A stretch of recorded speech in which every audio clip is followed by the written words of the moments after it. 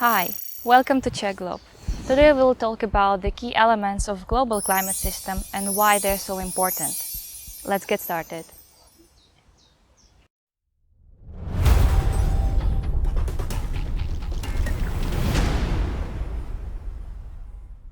And you mentioned the important elements of the climate system, like Yes. oceans and permafrost. Could you tell about their role within the ecosystems? Yes, basically there are key elements that are more important for climate stability than some others. As I mentioned, one of them is Greenland Ice Shield. I will just mention shortly why is it important. The problem with Greenland is that it's related to the so-called thermohaline circulation, or more simplified expression, or part of the thermohaline circulation is so-called Gulf Stream, which is ocean current flowing from the warm waters in the Atlantic up to the coast of Greenland, and it exchanges a lot of heat between tropics and Arctic regions, and it hugely influences the climate in Europe and a large part of northern US or Northern America, to be more specific. So once the Greenland starts to melt, it's already melting. Once the melting is speeding up, and once it reaches a critical threshold of the rates of melting, which we don't know where is the critical threshold, but at some point the melting is too fast and it can really disrupt this thermohaline circulation or Gulf Stream, and it would dramatically change climate, not only weather but climate in our regions, in the mid-latitudes, and it would, in a matter of few years, the average temperature over the year, again, it's not globally speaking, but regionally speaking, would decline by several degrees. It would completely disrupt agriculture, the rainfall pattern would change, large parts of productive areas, right? So that's the connection between Greenland and ocean currents, and so that would dramatically change climate and weather over the short period of time, and we still don't know where is really the threshold. It might be, I don't know, 1.6, 1.7, it could be more than 2 degrees. Once the melting, because the more warmer conditions, the more rapid melt of Greenland. So we don't know. The other thing is, once the Greenland crosses the so-called tipping point, which means time or point in time when you cannot stop melting once the point is crossed. You cannot go back, even if the global temperature or local temperature goes back to the pre-tipping point level, it will continue. Why? Because with melting, it will influence the whole Greenland ice sheet, even the most cold or coldest parts, the central parts of Greenland at this tipping point. And once the melting reaches the whole area of Greenland, frequently enough, because it doesn't need to be every year, but if it's frequent enough at this global temperature or this tipping point, then the Greenland, with melting, it starts to lower the elevation, right? It's not only that the ice is melting, but it also the elevation goes down over the whole Greenland. What does it mean? That if you decline your elevation, you go into the warmer areas, right? Because if you go down, you have higher temperature.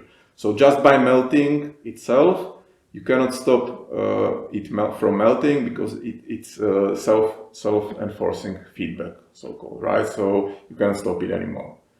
That's why it's very important to not reach this level, and then it can take for centuries, right? So it doesn't matter what you do after.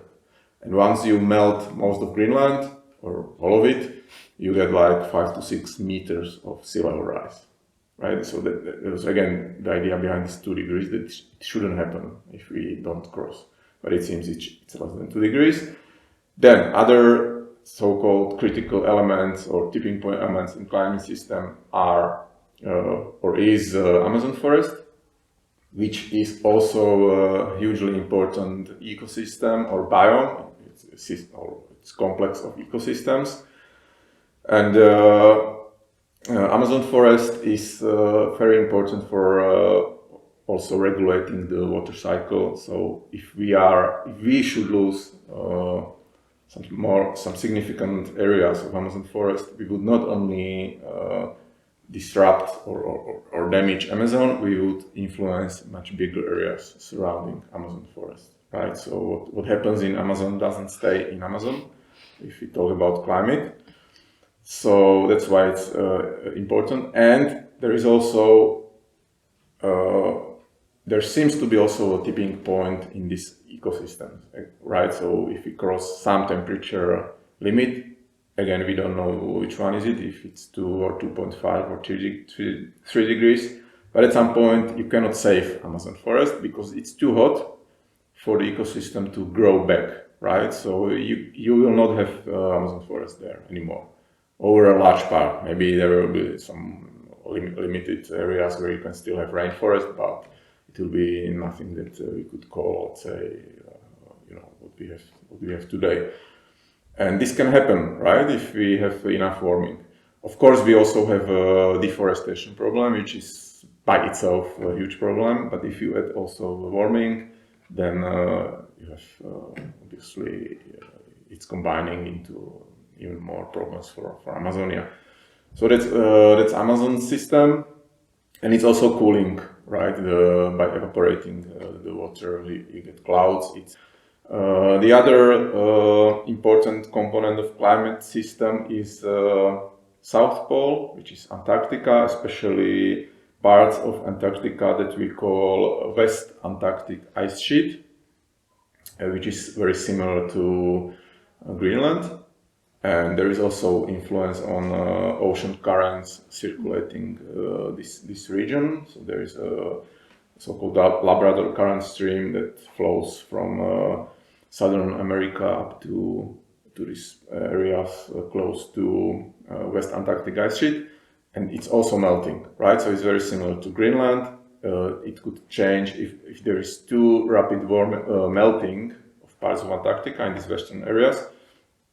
Then you also can change these ocean currents, and very similar situation can happen in southern hemisphere, as I was talking about, northern hemisphere in the case of Greenland. And if we reach the tipping point, which seems to be very similar to Greenland, somewhere between 1.5 to 2 degrees, and we already know some glaciers cannot be stopped from melting even without further warming today. So they will disappear no matter what, right? And it will add another rise to the sea levels, which we cannot stop anymore. But we still can stop further melting. And so once it would cross this tipping point, you cannot stop melting of large parts of West Antarctic ice sheet, and you would add Greenland, but this would be another one that would add several meters of sea level rise to the total rising of sea levels in the coming decades, right? So it's also extremely important.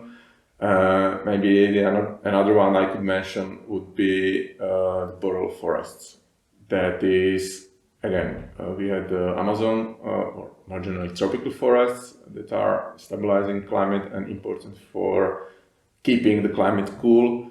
And this is the most widespread ecosystem. We call it taiga or boreal biome. So these are the forests that are spreading through Siberia up to Canada over these two continents, and it's the largest intact forest ecosystems on the planet. It's even bigger than Amazonia or other tropical areas. And again, it's hugely important for stabilizing the carbon cycle, because once you increase gradually the temperature. We know it's rapid, but it's still gradual. But at some point, you damage the boreal forest rapidly. and it would be transformed to some other system that is not a forest ecosystem, and you would get huge losses of carbon just because there is no forest anymore. And if you go even further north, another critical element of the climate is so-called permafrost, which is frozen soil mostly behind the Arctic Circle. And we know from the past that large areas of permafrost can or could melt over a short period of time. And then again, you cannot stop it once it starts, right? Because you crossed some temperature limit and then it continues to melt. And what does it mean? It means, as some people say, that it could be positive because we can gain areas for agriculture, but it's not that simple because it's not like you can go there and plant, you know, some crops or rice or whatever.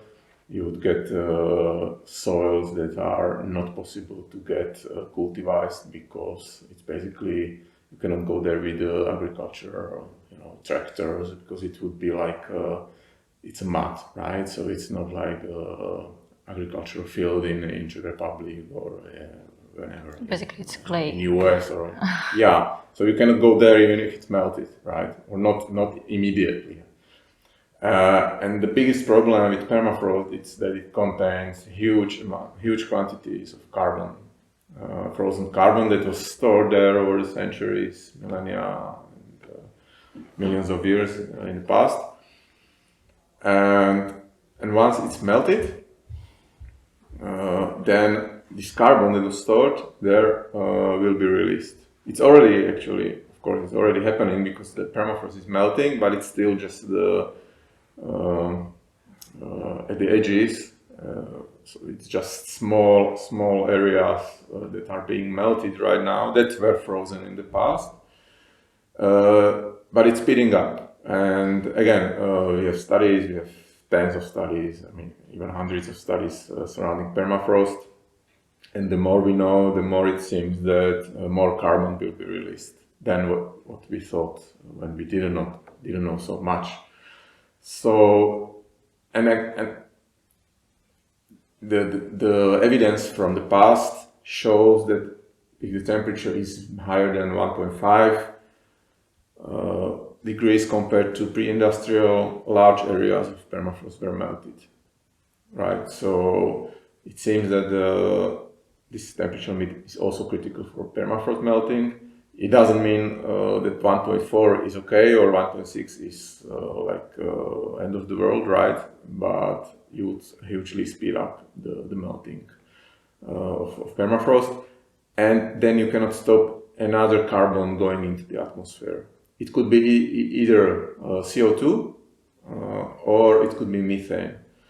And the methane is another important greenhouse gas, right? So it's CO2 and methane, both of them. And that's why, and then it could, and then you are not able to stop it, right? So your warming would continue for, again, many years. It will stop at some level, but not at the level that we would like to, like this 1.5 or 2.